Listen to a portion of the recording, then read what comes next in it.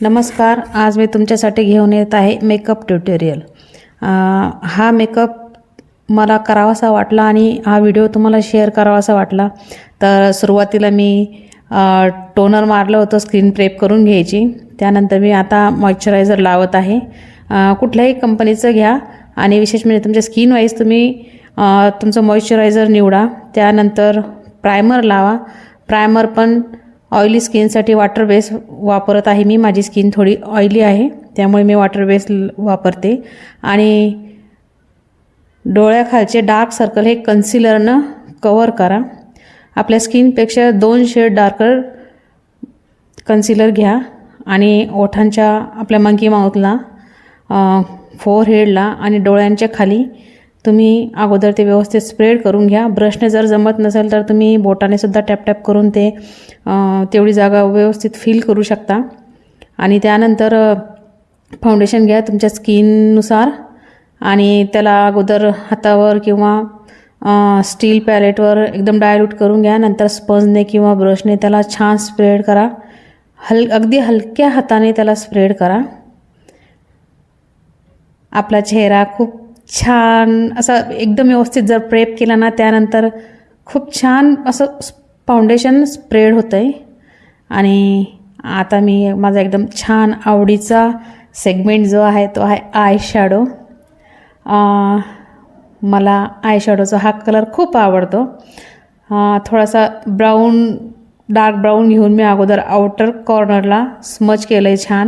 छान ब्लेंडिंग करून घ्यायची दोन्ही बाजूने पण. आणि आय बॉलला ग्लिटर लावा. आता माझ्या साडीनुसार मॅच मी हा आय शॅडो करत आहे.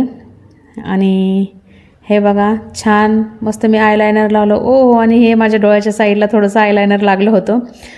मला थोडंसं आरशात बघायला प्रॉब्लेम येत होता त्यामुळे मी तिकडे बघून ते लावलं. आणि ही जर चुकी जर झाली तुमच्याकडून, इकडे तिकडे जर तुमचं मस्कारा जर लागला, मस्कारा लागला होता माझ्या आय कॉर्नरला, तर त्याला अजिबात स्प्रे करू नका. त्याला छान सुकू द्या. आणि त्यानंतर मग मी माझे आयब्रो राहिले होते, आयब्रो फिल करून घेतले.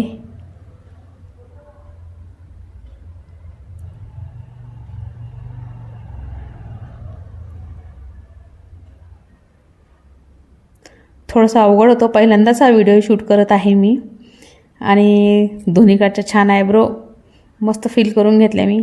आणि त्याला आयब्रो फिल करताना नेहमी मध्यभागून आयब्रो फिल करायच्या. आणि जो डॉट लागला होता मला, तर तो आयब्रोच्या मागचा जो स्पुली असतो का, त्याने आता तो सुकलेला असल्यामुळे ते स्पुलीनं निघून जाईल, तिथं डाग पडणार नाही. ओला असताना त्याला हटवायचा अजिबात प्रयत्न करू नका. बघा व्यवस्थित निघलेला आहे. आणि आता माझा लूक जवळजवळ कंप्लीट झालेला आहे. आता फक्त माझ्या ॲक्सेसरीज घालायचे राहिले. सुरुवातीला मला लक्षच राहिलं नाही, मी टिकली लावून स्किन वगैरे प्रेप केली, पण नंतर मी काढून टाकलं. आणि माझ्या या व्हिडिओमध्ये एक चूक झालेली आहे. जर तुमच्या लक्षात येईल तर मला नक्की कमेंटमध्ये सांगा की काय चूक झालेली आहे माझ्या मेकअपमध्ये. म्हणजे मला लक्ष होतं पण मी ना रेकॉर्ड करायच्या नादामध्ये ते करायचं विसरूनच गेलेत. आणि तुमच्या जर लक्षात आले तर खरंच माझी चूक मला सांगा तुम्ही की काय चूक आहे माझ्या मेकअपमध्ये.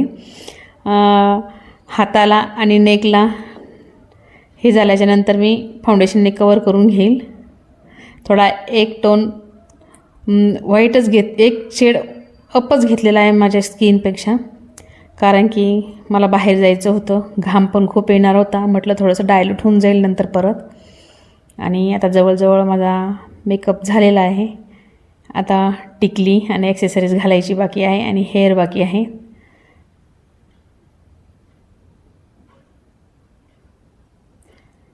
आणि लिपस्टिक पण बाकी आहे. तर आता लिपस्टिक मी माझ्या साडीच्या मॅचनुसारच लावणार आहे. ब्राऊन कलरच लावणार आहे. थोडा डार्क होईल पण त्याशिवाय मेकअपला लुक येणार नाही. बघा, आवडला तर नक्कीच लाईक आणि कमेंट करा.